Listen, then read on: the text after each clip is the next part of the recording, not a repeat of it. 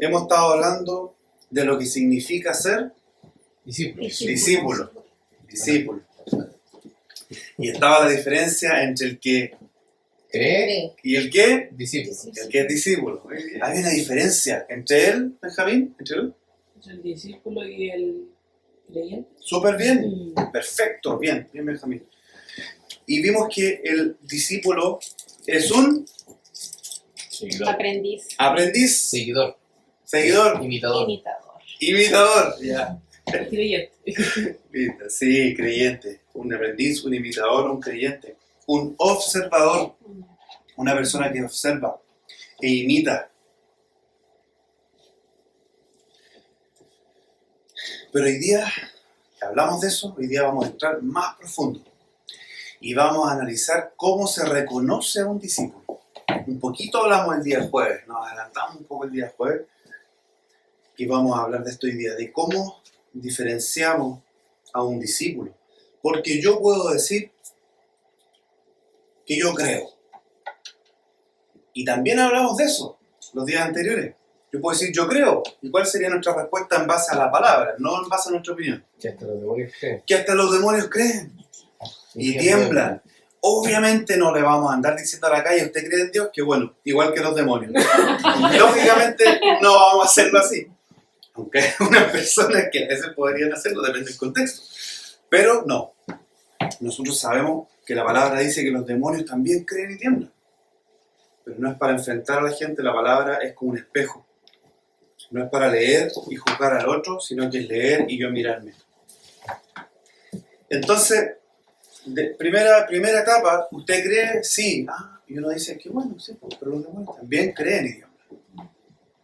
Entonces viene la segunda etapa. Sí, yo creo, pero también yo obedezco al Señor. Usted obedece al Señor. Sí, yo camino, dice. Yo camino, yo estoy en los caminos, yo soy siervo. Muy bien. Pero ni aún eso es suficiente. ¿Qué falta? Conocerlo. Yo necesito conocer. Pasa. Yo soy del norte. La mayoría de ustedes saben que yo soy del norte.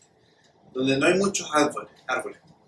Entonces uno va por la carretera, camino saliendo de Copiapó, pasando a La Serena, Los Vilos, y llega a Rancagua. Pasa Santiago a Rancagua. Y la conversación de los copiapinos es mirar los árboles y decir, mira que están lindos los cerezos. Y el otro le dice, son manzanos. Y empieza toda una conversación. Y no sabemos si son cerezos, ciruelos, manzanos. ¿Por qué? ¿Qué nos falta ver? Fruto. El fruto. La gente del sur conoce sin ver el fruto, ese es un manzano, y sabe que no es un ciruelo.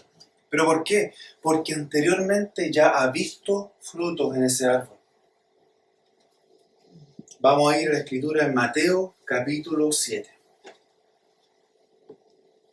Versículo 15. Dice, guardaos de los falsos profetas que vienen a vosotros con vestidos de ovejas, pero por dentro son lobos rapaces. Por sus frutos los conoceréis. ¿Acaso se recogen uvas de los espinos o higos de los abrojos? Así todo buen árbol da buenos frutos, pero el árbol malo da frutos malos. No puede el buen árbol dar malos frutos, ni el árbol malo dar buenos frutos. Todo árbol que no da buen fruto es cortado y echado en el fuego. Así que, por sus frutos los conoceréis. Así como el ejemplo que les di recién de quien va por la carretera y distingue los árboles, ¿de qué manera? ¿Qué tiene que ver? Los frutos. Frutos. De esa misma forma, los discípulos se distinguen por los frutos. Nos distinguimos por los frutos. Podría cualquier persona hablarles cualquier cosa pero son los frutos los que distinguen, porque el que ve el corazón es el Señor. Nosotros no vemos el corazón. Es Dios quien ve el corazón de las personas. Así que hoy día vamos a ver 3 frutos que distinguen a un discípulo y lo diferencian de un creyente. Y lo vamos a ver por una escritura central donde vamos a analizar la vida del apóstol Pedro. ¿Ya? Vamos a ir a Lucas, capítulo 5. El primer aspecto que diferencia a un discípulo de un creyente es Los frutos. los frutos. Y el primer fruto es que cree en el Señor. Y lo demuestra siendo obediente. Entonces aquí viene la pregunta, ¿cómo? Si estamos diferenciando al creyente del discípulo y el primer fruto del discípulo es que cree, es que el discípulo es creyente, pero el creyente no necesariamente es discípulo. El primer fruto cree y lo demuestra siendo obediente. Lucas 5, versículos 1 al 5. Aconteció que, estando Jesús junto al lago de Genesaret, el gentío se agolpaba sobre él para oír la palabra de Dios, y vio 2 barcas que estaban cerca de la orilla del lago, y los pescadores, habiendo descendido de ellas, lavaban sus redes. Y entrando en una de aquellas barcas, la cual era de Simón, le rogó que la apartase de tierra un poco. Jesús está haciendo esto. Jesús le ruega a Simón que apartase un poco de la orilla esta barca. Y sentándose en la barca, enseñaba desde la barca a la multitud. Cuando terminó de hablar, dijo a Simón, y ahí viene una instrucción, dijo a Simón, boga mar adentro y echar vuestras redes para pescar. Respondiendo Simón le dijo, Maestro, toda la noche hemos estado trabajando y no hemos pescado nada. Mas en tu palabra echaré la red. Una de las características que podría distinguir al apóstol Pedro es que se equivocaba, decía muchas veces cosas que no correspondían, pero obedecía. Y en este momento, el apóstol, que en ese momento no era un apóstol, sino que era un hombre pescador, no solamente por su experiencia sabía cuándo era buena la pesca y cuándo no era buena, sino que ya lo había comprobado, porque en esa noche, toda la noche habían estado pescando y no habían sacado nada. Y le dice, Maestro, hemos estado trabajando toda la noche y no hemos pescado nada.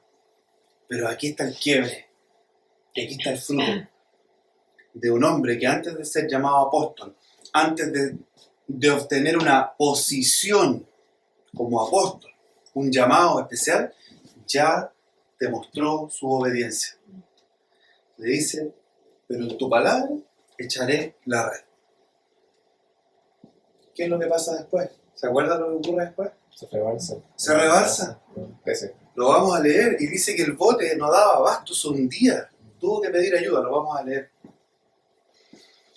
El apóstol Pedro, este discípulo, Pedro, Simón Pedro, demuestra en esta ocasión y también en otra que es obediente. Que no pone su perspectiva y su forma de ver las cosas sobre la palabra, y dice la palabra, sino que pone la visión de Jesucristo por sobre la de él. Él era un hombre pescador, experimentado, le creyó a Dios, pero fue obediente. No se quedó en creer, sino que hizo. Segundo aspecto, y vamos a continuar con la lectura. Versículo 6. Y aquí hay una cosa que es clave. Y habiéndolo hecho. Es ahí donde vemos las promesas de Dios realizadas en nuestra vida. Queremos que Dios nos bendiga, pero ahí es donde se ve. Habiéndolo hecho, habiendo obedecido. Encerraron gran cantidad de peces y su red se rompía. Entonces hicieron señas a los compañeros que estaban en la otra barca para que viniesen a ayudarles. Y vinieron y llenaron ambas barcas de tal manera que se hundían. Para que una barca se hunda, tiene que tener bastante peso, porque las barcas están preparadas para cargar peso y lógicamente para no hundirse, porque son para flotar, no para hundirse. O sea, la cantidad de peces que tenía esa barca, imagínense la cantidad de peces, que se hundía la barca y se rompían las redes. Viendo esto Simón, y aquí está el segundo punto, viendo esto Simón Pedro cayó de rodillas ante Jesús diciendo: apártate de mí, Señor, porque soy hombre pecador.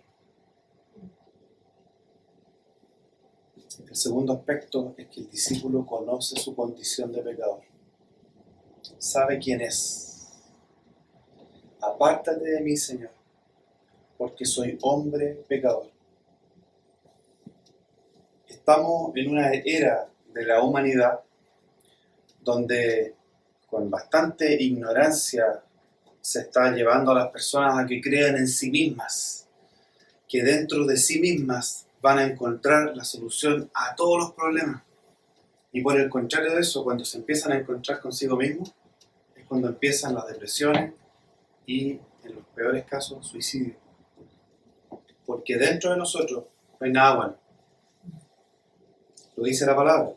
Pero estamos en una era donde se nos está enseñando a nuestros niños que dentro de sí van a encontrarlo todo. Qué limitado creer que vas a encontrar todo lo bueno dentro de ti. Qué altivo y orgulloso. Por el contrario, Pedro, siendo un pescador y un hombre humilde, entiende su condición. Es sabio. Y dice: Jesús, Señor, yo soy hombre pecador. Apártate de mí. Y hay otro caso que es parecido a este, en el cual un hombre, que en este caso no es un pescador, pero no niega su condición humana y de hecho tiene otro rol bastante distinto al de un pescador en esa época. Vamos a ir a Mateo capítulo 8, versículo 5. Entrando Jesús en Capernaum, Mateo 8, 5. Vino a él un centurión. Un centurión es una persona dentro del ejército romano que tiene un cargo importante. Es un militar. Es un oficial militar. Rogándole, diciendo: Señor, mi criado está postrado en casa, paralítico, gravemente atormentado. Y Jesús le dijo: yo iré y le sanaré. Respondió el centurión y dijo: Señor, no soy digno que entre bajo mi techo. Solamente di la palabra y mi criado sanará. Antes de continuar la lectura, podemos rescatar que este hombre, que es un cargo importante en el ejército en Roma, le dice al Señor: yo no soy digno. Solo di la palabra y mi criado sanará. Tenemos los dos aspectos juntos. La fe, di la palabra. Él le cree nomás. Y que conoce su condición. No soy digno de que entres en mi techo. Porque yo también, continúa el versículo 9, porque también yo soy hombre bajo autoridad y tengo bajo mis órdenes soldados. Lo hemos hablado también. Él está en una posición y sabe que él está bajo autoridad, pero también él tiene soldados bajo su cargo. Dice: y yo le digo a este: ve y va. Y le digo al otro: ven y viene. Y le digo a mi siervo: haz esto. Y lo hace. Al oírlo Jesús se maravilló y dijo a los que le seguían: de cierto os digo que ni aún en Israel he hallado tanta fe. Yo os digo que vendrán muchos del oriente y del occidente y se sentarán con Abraham e Isaac y Jacob en el reino de los cielos. Mas los hijos del reino serán echados a las tinieblas de afuera. Allí será el lloro y el crujir de dientes. Entonces Jesús dijo al centurión: ve, y como creíste, te sea hecho. Y su criado fue sanado en aquella misma hora.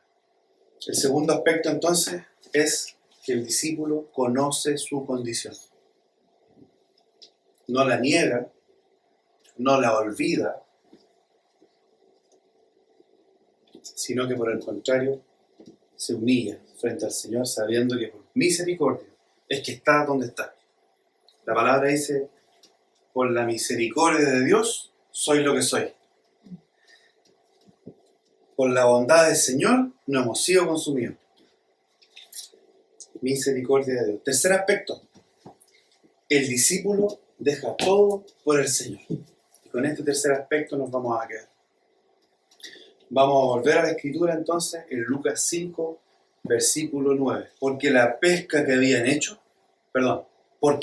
la pesca que habían hecho, el temor se había apoderado de él y de todos los que estaban con él, y asimismo de Jacobo y Juan, hijos de Zebedeo, que eran compañeros de Simón. Pero Jesús dijo a Simón: no temas, desde ahora serás pescador de hombres. Y cuando trajeron a tierra las barcas, dejándolo todo, le siguieron.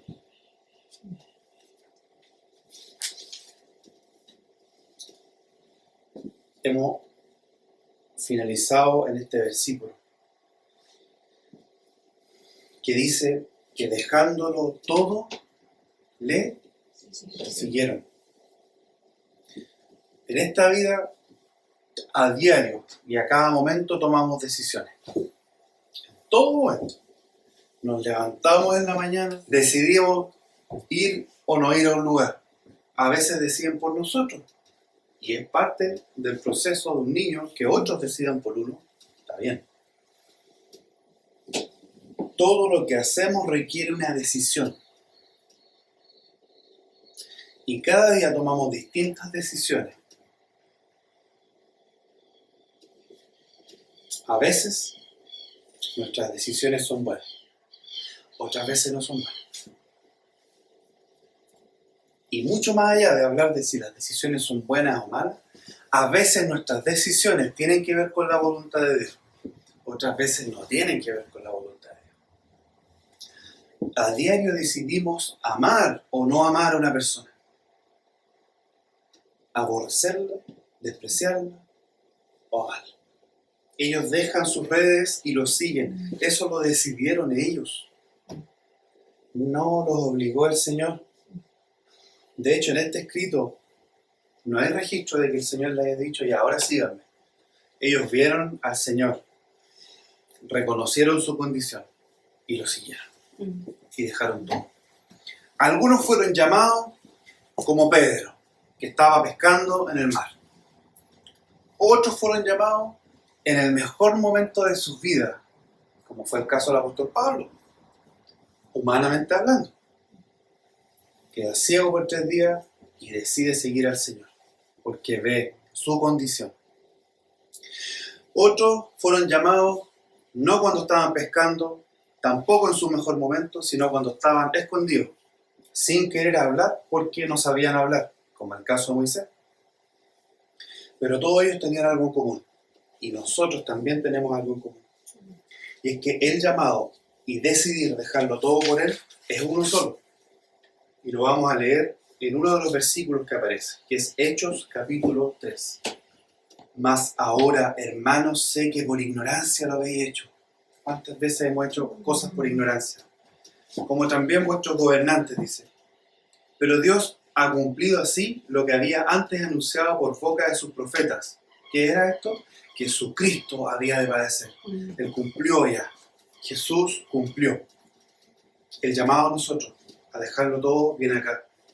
Así que, arrepentíos y convertíos para que sean borrados vuestros pecados. Difícilmente una persona que no conoce su condición se va a arrepentir porque cree que no tiene de qué arrepentirse. Difícilmente una persona que no reconozca su condición se va a convertir. ¿De qué? Si para él o para ella está bien. El llamado es para los que hemos reconocido y queremos reconocer nuestra condición. Arrepentidos y convertidos para que sean borrados vuestros pecados. Para que vengan tiempos de refrigerio y Él envíe a Jesucristo que os fue antes anunciado. Jesucristo va a volver por todos aquellos que se han arrepentido y convertido en sus pecados. Y vamos a terminar la enseñanza con Mateo capítulo 16, versículos 24 al 28. Mateo capítulo 16. Y este llamado tiene una continuación. Arrepentidos y convertidos, esa es una etapa. Pero aquí viene otra parte. Jesús hablando, dice, entonces Jesús dijo a sus discípulos, si alguno quiere venir en pos de mí, ahí apela a la voluntad, si alguno quiere, a la decisión, si alguno quiere, niéguese a sí mismo y tome su cruz y sígame. Porque todo el que quiera salvar su vida en este mundo, la perderá. Cualquiera de nosotros que queramos salvar empresas, salvar familias, salvar nuestro día a día, nuestra salud, nuestra condición humana, lo vamos a perder. Eso dice la palabra. Cualquiera que quiera salvar su vida propia, la va a perder. Pero todo el que pierda su vida por causa de mí, de Jesucristo, la hallará. Continúa el Señor diciendo, porque ¿qué aprovechará al hombre si ganare todo el mundo y perdiere su alma? ¿O qué recompensa dará el hombre por su alma? ¿Por qué? Porque el Hijo del Hombre vendrá en la gloria de su Padre con sus ángeles y entonces pagará a cada uno conforme a sus obras. De cierto os digo que hay algunos de los que están aquí que no gustarán la muerte hasta que hayan visto al Hijo del Hombre viniendo en su reino. Este es el llamado. El llamado no es otro. El llamado es dejarlo todo por el Señor. ¿Cuál es tu todo y cuál es mi todo? Preguntémosle al Señor. ¿Qué es todo? El todo es todo, pero claramente cada uno de los que estamos acá tenemos un todo. Otros tienen otro todo. Pero lo que dice la palabra es que sea uno u otro, aquel todo, valga la redundancia, se lo tenemos que entregar al Señor. Y de esa forma hallaremos nuestra vida. Y de lo contrario, la vamos a perder. Si nos podemos poner de pie.